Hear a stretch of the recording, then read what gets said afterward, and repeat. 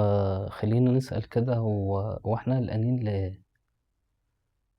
يعني ليه قلقانين من بُكرة، وليه قلقانين من الرزق، وليه شايلين الحمل فوق كتافنا؟ السلام عليكم ورحمة الله، أنا أحمد، مش شيخ ومش عالم. النهارده بإذن الله هيبقى حلقة جديدة في سلسلة علاجنا صورة، وعلاجنا بإذن الله النهارده هيكون سورة المُلك. فخلّينا نسأل كده هو إحنا قلقانين ليه؟ يعني ليه قلقانين من بُكرة، وليه قلقانين من الرزق، وليه شايلين الحمل فوق كتافنا؟ ضعاف جدًا، يعني فعلًا إنسان ضعيف جدًا، لا يملك من أمره شيء. ممكن أبقى طالع كده رايح الشغل أتكعبل، والّا لا قدّر الله تحصل معايا حاجة، واحد يخبطك بعجلة مثلًا والّا أنت فاهم؟ ما فيش حاجة بإيدك أصلًا.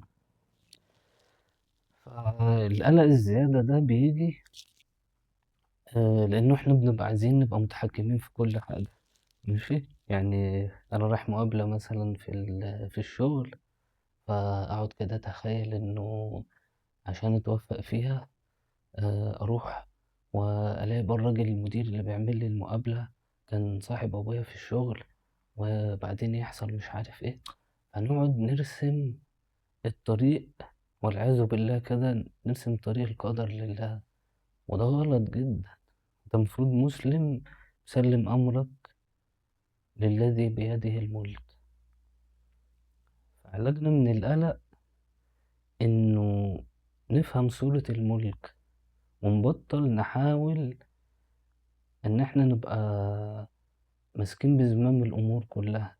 توكّل على الله، تبارك الذي بيده الملك وهو على كل شيء قدير.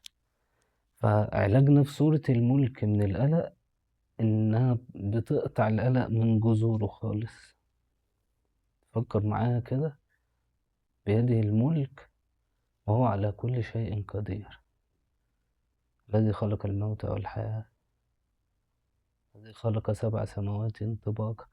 فتبدأ الصورة تقول لك إن أنت مش مسلِّم أمرك لأي حد، أنت مسلِّمه لله.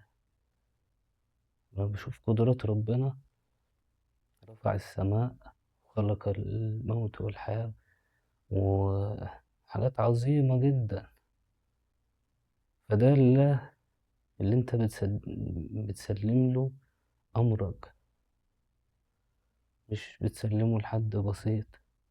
فليش قلبك ما يرتاحش، ليش القلق ما يروحش؟ فعلاجنا في سورة الملك بإذن الله إن إحنا نبطّل إن إحنا نبقى عايزين نمسك الأمور كلّها ونتحكّم فيها بإرادتنا، نفوّض أمرنا لله، ونفتكر إنه النبي عليه الصلاة والسلام كان دايمًا يقرا سورة الملك قبل النوم، اطرد القلق، ما تروحش تنام وأنت واخد معاك القلق من بُكرة خالص. فوضنا إليك أمرنا يا رب. فأمّا بتسلِّم الحكم لله، القلب بيهدى والقلق بيزول. فعلاجنا بإذن الله سورة الملك، وربنا يحمينا وإياكم من القلق. نتقابل في حلقة جديدة بإذن الله، سورة جديدة وعلاج لمشكلة جديدة. السلام عليكم ورحمة الله.